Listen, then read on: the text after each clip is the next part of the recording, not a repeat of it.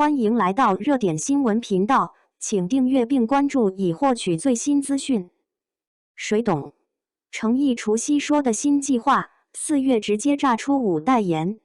还记得除夕那天，诚意跟我们说，新的一年有很多新计划，会继续努力。当时听完这句话，我心里就笃定，今年他绝对会拿出实打实的成绩，给我们满满当当的惊喜。了解诚意的人都知道，他从来都不是说漂亮话的人，整个人特别实在。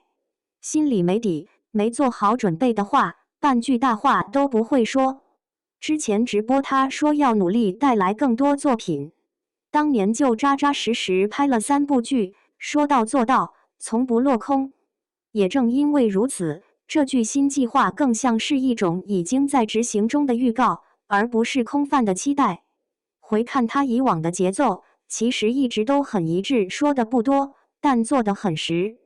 之前在直播中提到要多拍作品，当年就扎扎实实进组拍了多部戏。这种说完就做的路径，慢慢建立起了一种稳定的信任感。进入今年之后，这种节奏依然延续。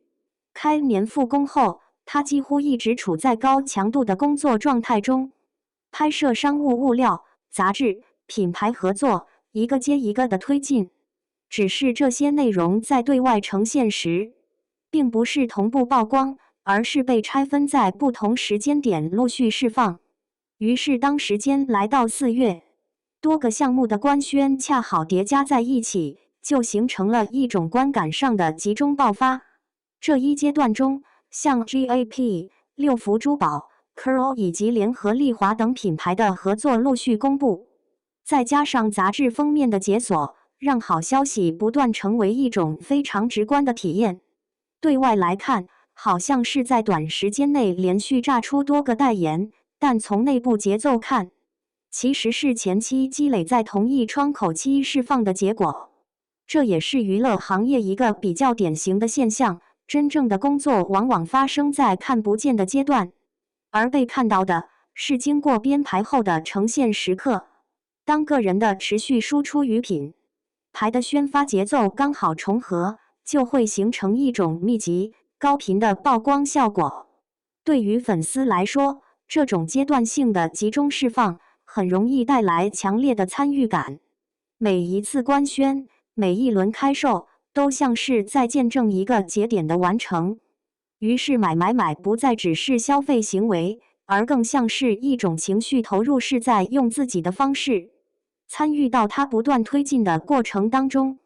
这也是为什么很多人会觉得这段时间的追随体验格外充实。不过，如果把时间线拉长来看，这种密集期本身并不会长期维持。任何一个阶段性的爆发，背后都对应着一段时间的积累，也意味着接下来会进入新的节奏调整期。与其期待一直高频输出，不如关注这些资源最终会如何沉淀，比如是否会转化为更有分量的作品，或者带来更稳定的行业位置。从这个角度看，诚意身上比较突出的，其实并不是某一次节点的成绩，而是一种相对稳定的路径，提前规划，持续推进，分阶段兑现。它不依赖短期情绪去放大关注，而是通过一件件具体的工作，把结果慢慢累积出来。身为果果，这个月的日常简直太幸福了，每天都沉浸在买的快乐里。刚冲完一个代言，下一个官宣就来了，循环往复，全程都是买完你的买你的，买完你的买你的，从来没觉得花钱这么开心过。每次开售都卯足了劲抢，生怕手慢无，生怕错过和它相关的每一份周边。这种为喜欢的人奔赴的感觉，真的太满足了。眼看着下个月就是诚意的生日月了，按照他这股稳扎稳打、说到做到的劲儿，我总觉得还会有更多新惊喜等着我们。真心觉得，像他这样踏实又靠谱的人，值得所有好事情。他说过的话都会放在心上，落到实处，我们就安安心心等着，陪着他迎接更多好消息就好。